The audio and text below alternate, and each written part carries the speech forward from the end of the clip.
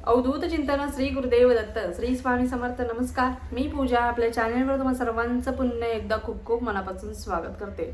तुमच्या सर्व इच्छा स्वामी महाराज लवकरात लवकर पूर्ण करत ही स्वामींचरणी प्रार्थना करते व आजच्या आपल्या व्हिडिओला सुरुवात करते. उद्या आहे हनुमान जन्मोत्सव, हनुमान जयंती उद्या आहे. तर उद्या आपण कोणकोणते उपाय करायचे, हनुमान जयंती कशा पद्धतीने साजरी करायची या संबंधीचा व्हिडिओ पाहिलाच आहे. कालच आपण अपलोड केलेला आहे. तो पाहिला नसेल तर आवर्जून तो पाहावा. पण सेवा काय करायच्या या संबंधीचा माहिती देखील त्या व्हिडिओमध्ये दिलेली आहे. तुम्ही नक्कीच चेकआउट करू शकता.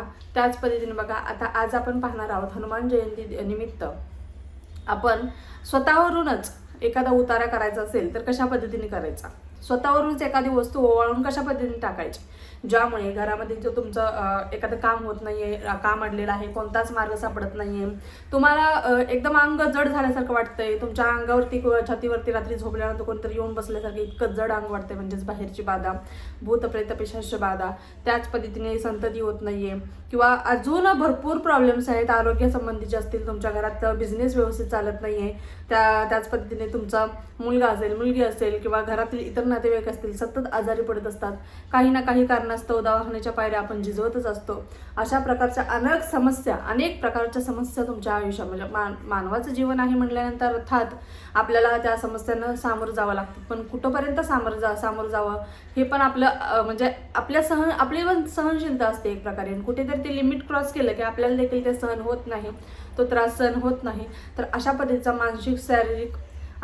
मानसिक व शारीरिक त्रास जर तुम्हाला होत असेल तर नक्कीच उद्याचा दिवस अतिशय महत्त्वाचा आहे.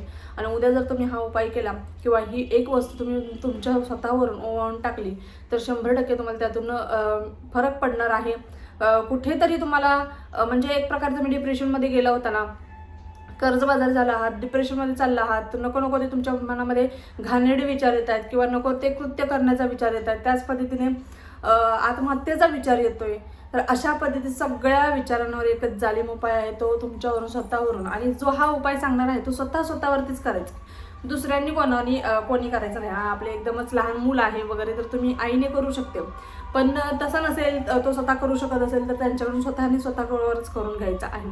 आता हा उपाय कधी करावा तर बघा, तुम्ही दिवसभरात कधीही करू शकता, पण शक्यतो सायंकाळी करा, सायंकाळच्या काळामध्ये करा किंवा दिवसभरात तुम्ही कधीही केला तरी देखील चालेल, पण शक्यतो सायंकाळी प्रदोष काळामध्ये करण्याचा प्रयत्न करायचा आहे.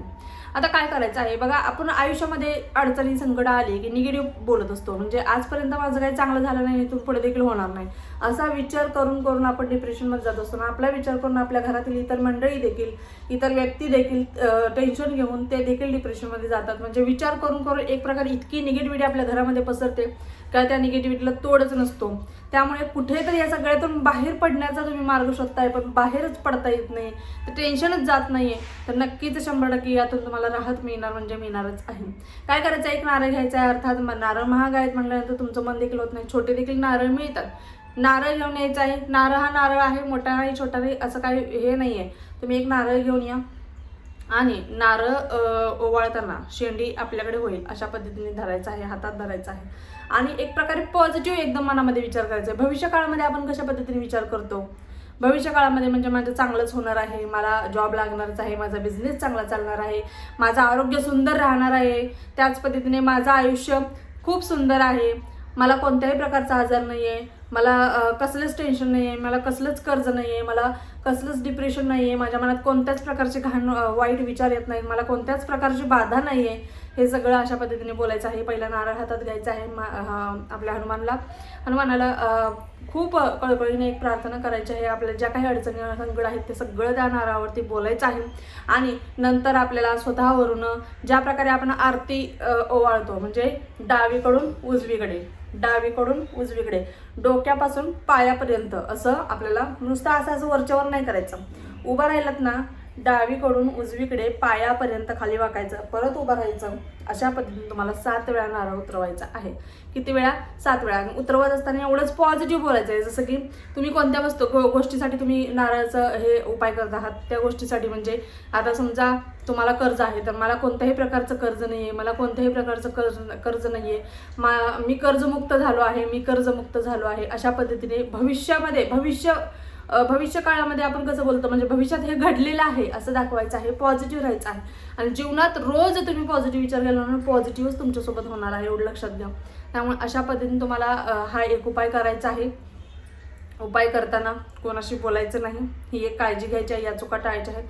उपाय करताना कोणाशी बोलायचं नाही. नारळ उतरवला की लगेच बाहेर जायचं आहे. कुठे? आपल्या जवळपासच्या मंदिरामध्ये जायचं आहे. तुफान गर्दी असणार आहे उद्याच्या दिवशी. मग इथे ठेवला चालेल का, तिथे ठेवला चालेल का, मारुतीरायाच्या चरणाशी ठेवायचं आहे. बघा आपण रुईची माळ घेऊन जातो, किंवा आता तुम्हाला मी काळे उडीद, हरभरा हे सगळं उपाय काल सांगितलेले आहेत. हे अर्पण करताना त्यावेळेसच नारळ घेऊन जा. एकदाच सगळ्या उपाय सेवा काय असेल ते करून घ्या. त्यावेळेस नारळ घेऊन मारुतीरायाच्या चरणाशी अर्पण करा. नाही आतमध्ये अर्पण करून देत, जिथे ठेवायला सांगतात तिथे मारुतीरायाला सांगायचं की मी या कारणासाठी मारुतीराया हा नारळ ओवाळून ठेवलेला आहे, तर या संकटातून तू 100% बाहेर मला काढशील याची गॅरंटी, मला विश्वास आहे. अशा पद्धतीने तो बोलायचा आहे. नारळाची शेंडी मारुतीरायाकडे येईल अशा पद्धतीने नारळ मारुतीरायाच्या चरणाशी आपल्याला अर्पित करायचा आहे. आणि उद्याच्या दिवशी जितकं जास्त होईल तितकं रामरक्षा स्तोत्र बोलायचं आहे, तितक्या वेळेस हनुमान चालीसा बोलायचा आहे, तितक्या वेळेस मारुती स्तोत्र बोलायचं आहे, सुंदरकांड बोलायचं आहे, बजरंग बाण बोलायचं आहे. तुम्हाला जेवढं जमेल तेवढी सेवा उद्याच्या दिवशी करायची आहे. दिवसभर जितकी जास्त होईल तितकी तुम्हाला सेवा करायची आहे. किंवा तुम्ही रोज तुम्ही दिवसभर श्रीराम जय राम जय जय राम या नामाचा नामस्मरण देखील करू शकता. किंवा राम राम राम फक्त राम नामाचा जरी उच्चार केला तरी देखील मारुतीराय प्रसन्न होणार आहे. कारण मारुतीरायाला प्रभू श्रीरामांची सेवा प्रिय आहे, प्रभू श्रीरामांना मारुतीरायाची सेवा प्रिय आहे. त्यामुळे जितकं होईल तितकी रामरक्षा, जितकं होईल तितकं मारुती स्तोत्र, जितकं होईल तितकं हनुमान चालीसा, बजरंग बाण, सुंदरकांड तुम्हाला जितकं होईल तितकं पठण करायचं आहे, पण नक्कीच करायचं आहे. या सेवा करा आणि नक्कीच तुमच्या आयुष्यामध्ये तुम्हाला नक्कीच बदल घडलेला नक्कीच दिसून येणार आहे. पुन्हा एकदा भेटू अशाच एका नवीन व्हिडिओसोबत. तोपर्यंत झालेली सेवा स्वामींच्या रुजू करते. श्री स्वामी समर्थ. धन्यवाद.